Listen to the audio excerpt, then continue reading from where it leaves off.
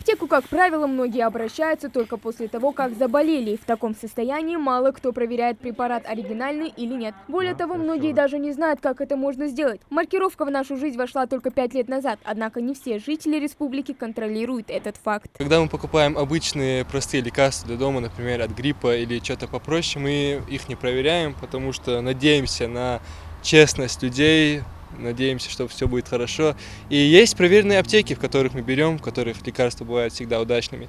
А когда мы берем какие-то дорогие лекарства, заказываем их извне, мы проверяем маркировки. Проверять нужно именно штрих-код. Каждая упаковка препарата должна содержать дата-матрикс. Изображение наносится в виде мелких квадратов, заключенных в большой квадрат. Для того, чтобы удостовериться в подлинности лекарства, нужно потребовать в аптеке сертификат на фармпродукцию, либо сделать это самому, что намного быстрее и проще, благодаря приложению «Честный знак», которое предоставляет информацию о каждом фармтоваре. Мы видим с вами, что товар проверен.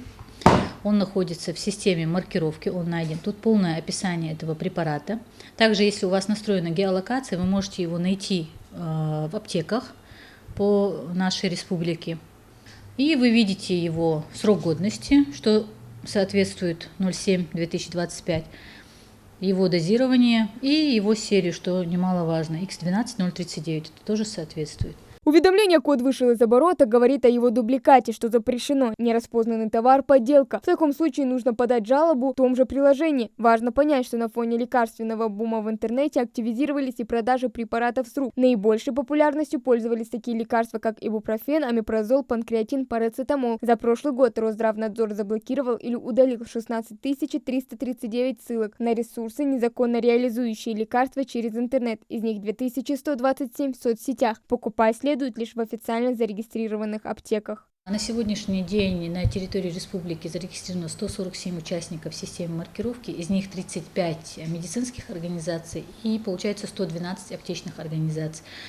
Обхват в республике идет стопроцентный, получается каждый из участников зарегистрирован в системе маркировки. Мы их можем также отследить, мы у себя в системе видим, что нам значительно упрощает эту работу, так как регистрация в системе маркировки на сегодняшний день включена в один из контрольно-лицензионных требований. При проведении нами государственных проверок мы эту функцию у них обязательно проверяем, есть ли у них регистрация или нет. Если нет, то это является нарушением.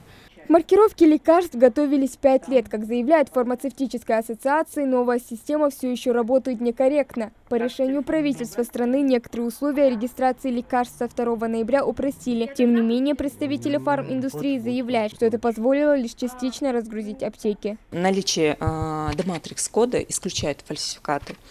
Как товар к нам поступает, в общем-то, мы отправляем данные в честный знак и, соответственно, расклеиваем ценники и кладем все по местам, по полкам. А уже когда покупатель приходит, нам нужно обязательно штрихануть этот D-матрикс-код и, в общем-то, отпускаем так.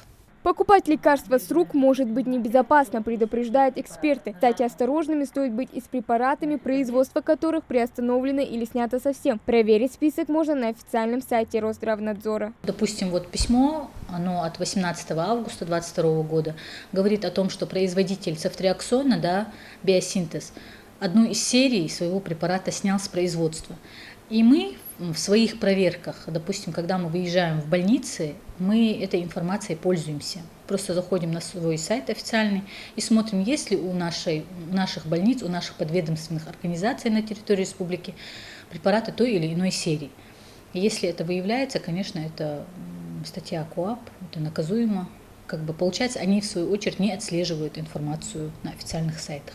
Поскольку продажа препаратов без лицензии фарморганизации запрещена, никто не несет ответственность за качество и эффективность такого лекарства. На данный момент пользователи приложения уже проверили на подлинность более 79 миллионов товаров. Хава Гагиева, Адам Далаков, Новости 24.